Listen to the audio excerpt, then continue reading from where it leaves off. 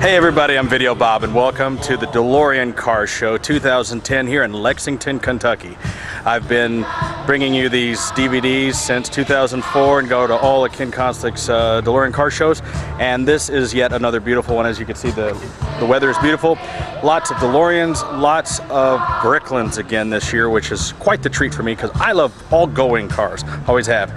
So we're gonna take you through how the car show went over Thursday, Friday, and Saturday, mostly Friday and Saturday. I'm going to try to keep it as tight as I can because these videos always run long, but I like to preserve the history of these car shows. I really believe that in the future, 10, 20 years from now, this will be some very important video for people that are still interested in the car and looking for this type of information and these type of interviews. And we're going to hear from Bob Gale, the writer of Back to the Future. We're going to hear from Andrew Probert. He was a storyboard artist on Back to the Future.